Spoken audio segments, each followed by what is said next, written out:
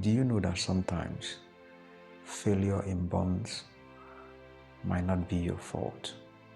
Because in most occasions, you are very sure you prepared the surfaces very well before the application of the gum, and after going through all these processes, at the end of the day, the bond don't even last as required. So the reason I decided to make this video is to share my experience with you.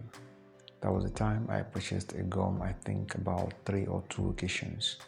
And after making productions with that gum, I sold the products out. I received a lot of complaints from my customers that the bonds failed after a while. So I knew. I observed all the necessary steps. I was very careful in preparing the surfaces for bonding. So I was not sure what the problem was, not until I used the same gum again, and then this time around I was very careful to make sure I did not skip any of the steps that I'm supposed to take before the bonding process.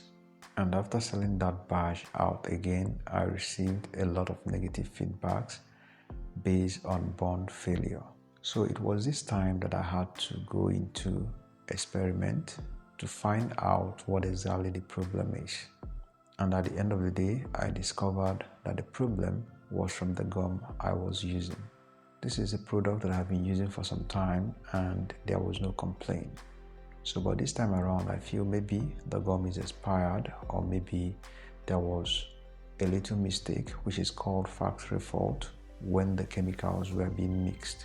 So the moment I discovered that the problem was not me, but the gum, I quickly discarded that gum and then went ahead to buy another one.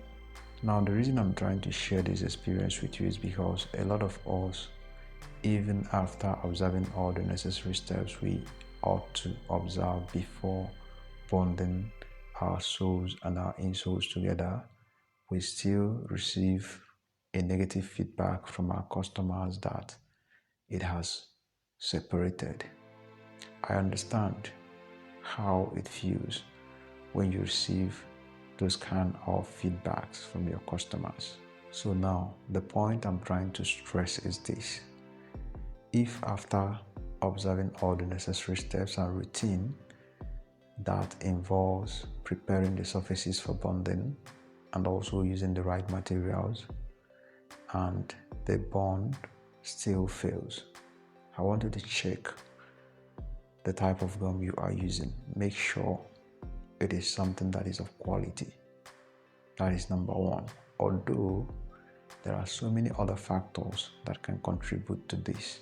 But what I'm trying to stress is this: when you must have checked every other factor and you find out that every other thing is okay, you should consider checking the gum you are using. It is very important. Then secondly, for those of you that abuse fiberboards, I don't know how many times that I have to tell us about this fiberboard. There are 2 reasons why most or some shoemakers use fiberboards.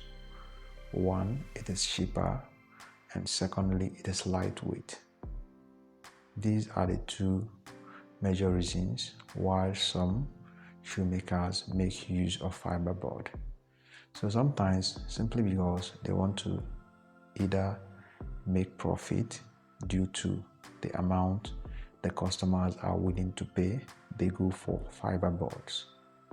And sometimes maybe because they want the footwear to be lightweight, they go for fiberboard. But some of us don't know the reasons why these people make use of these materials.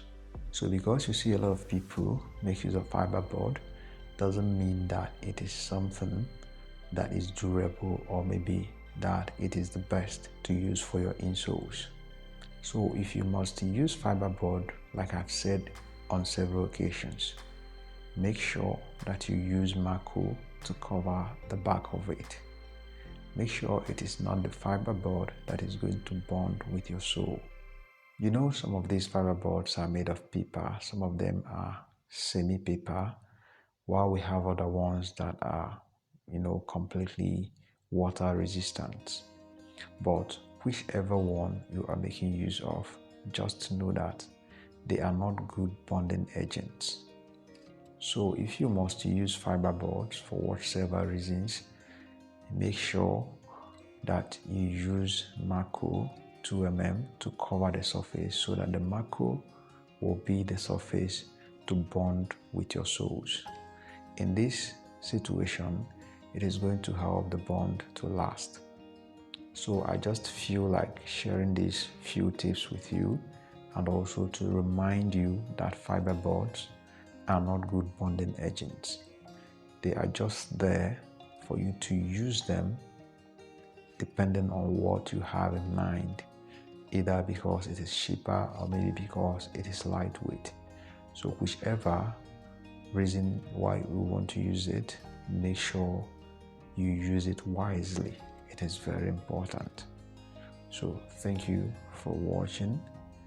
Don't forget to subscribe and also hit the bell icon to get updates, because more videos and tips will be coming your way time to time. Have a nice day, and see you in my next video.